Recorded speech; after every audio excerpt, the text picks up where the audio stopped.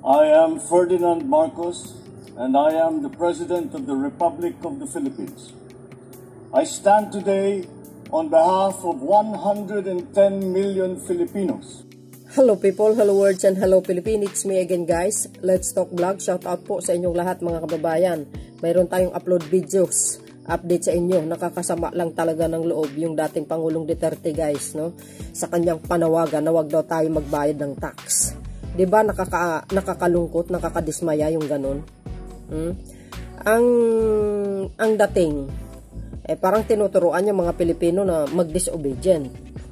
Hindi lang po yan mga kababayan, sa aking kapalagayan, parang ang dating sa akin lang ibuboykot mo, wag kang magbayad ng tax sa Marcos administration. Pwede kayo naloka? Alam po natin ang tax, batas po yan. Naaayon po sa batas ang magbabayad ng tax. Karapatan mo because Pilipino ka Nakalagay po sa batasan ang pagbabayad ng tax. Tapos sasabihin mo ngayon, wag kayo magbabayad ng tax. Wow! Para ba namang ibiniboykot mo ang pagbabayad ng tax sa Marcos administration? Dating Pangulong Duterte guys, parang hindi sa Pangulo dati. Kung talagang may mayroong siyang suspitsa na may corruption dyan sa House of Representatives. Kasi guys, kaya sa nagsasalita ng ganito, hindi siya makamove on dahil nga dyan sa pagtanggal sa confidential file ni BP Sara. Kaya yan, binabanatan niya, no? Ang House of Representatives, dalawa sila ni Attorney Roque, lalo na po si Speaker of the House, agree. Kaya yan, nanawagan, wag daw magbayad ng tax unless bubuksan daw yung libro para malaman daw ang katotohanan. Kung akala niya na mayroon talagang corruption sa Kamara, di bakit hindi iakyat doon sa korte? Tawagin ang COA o sisain, suriin kung ano yung libro na sinasabi niya para mabuksan. Di ba? Doon sa korte. Kung mapatunayan talaga may corruption sa Kamara, yung lifestyle ng mga mambabatas diyan, di ba? Siyempre, doon sa korte. Kung mayroon man, di ikulong. Ganun lang kasimple. Hindi po yung manawagan ka sa publiko, wag magbayad ng tax. Wow, grabe. Nakakasama lang ng loob. Ano kaya sasabihin ni dito, no? Ni Pangulong Marcos Jr.? Well, kayo na pong bahalang humusga mga kababayan. Anong comment nyo? Komento na lang. Mag-comment lang kayo.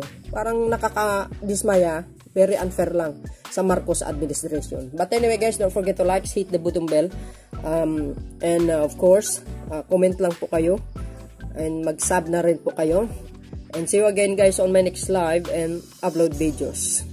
God bless Philippines. Bye bye bye. Baboos!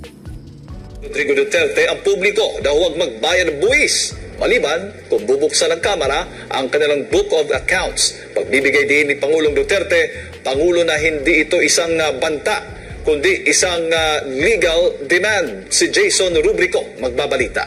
Rodrigo Duterte ang kanyang saloobin sa isyu ng umano'y legalized corruption na nagaganap sa Kamara at kung papaano malalaman ng taong bayan kung paano at nasaan napupunta ang pera ng bayan.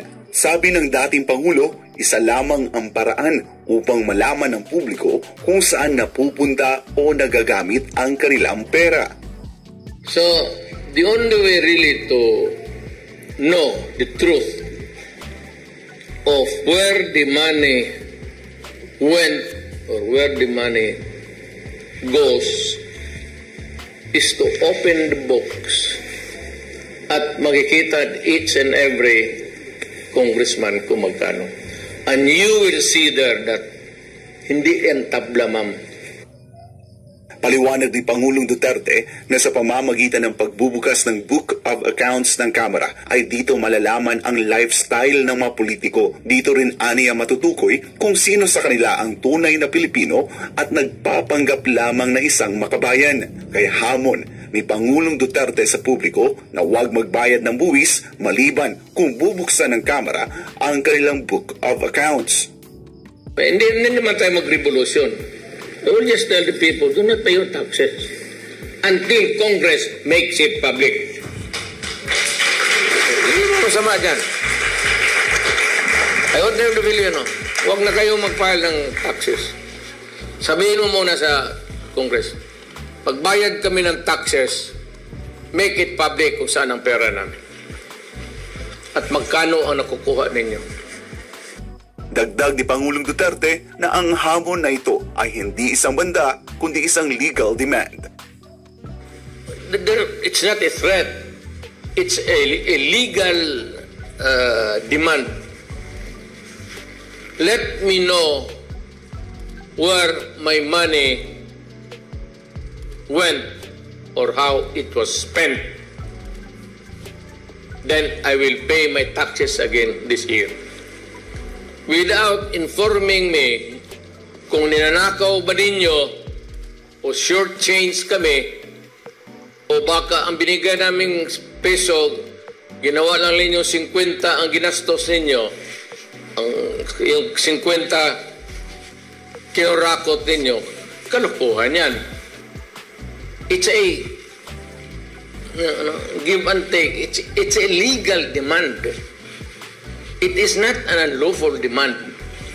I-publish lang ninyo, open the books so that we will know.